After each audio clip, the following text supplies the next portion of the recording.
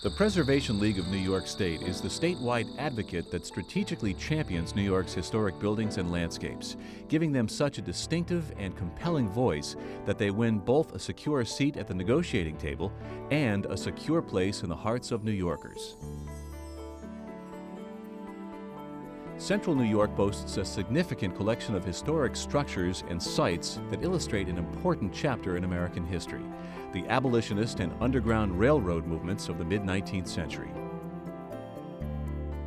The Preservation League believes in the power of humble, vernacular structures to give us a sense of place. Some simple, unassuming homes may not be much to look at, but their loss would tear countless pages from the history of our communities.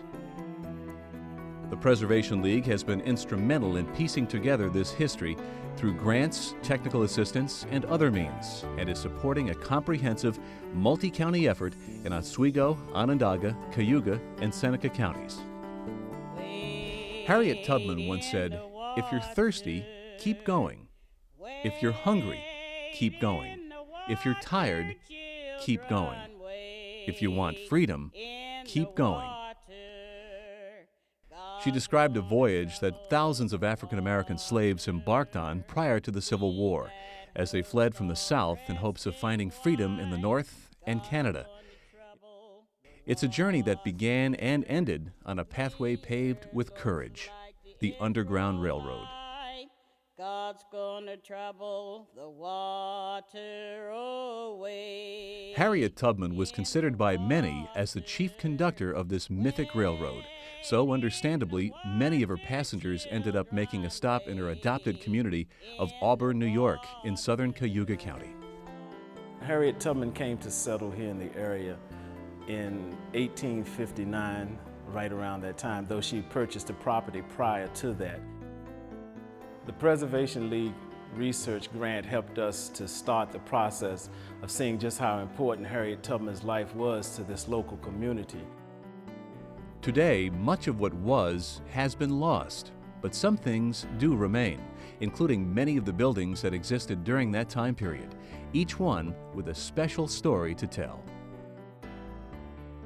With Preserve New York grants provided by the Preservation League and the New York State Council on the Arts, the stories of the Underground Railroad, locked behind the doors of these structures for over 150 years, are finally being told.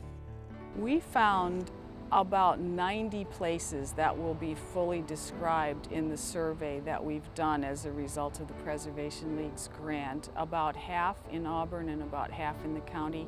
They're mostly homes, but they're also workplaces, they're also churches, and some of the most exciting tended to be the homes of African Americans which are still here and still standing. There is a neighborhood in Auburn on the corner of Chapman Avenue and Garrow Street, which has a whole area of about 6 homes which were built by freedom seekers who were born in Maryland, Alabama, Virginia. Another discovery was the home of Nicholas and Harriet Bogart, who worked as servants, but were treated as family by then U.S. Senator William Seward. And with help from the Bogarts and Harriet Tubman, William and Frances Seward were able to offer shelter to freedom seekers for many years.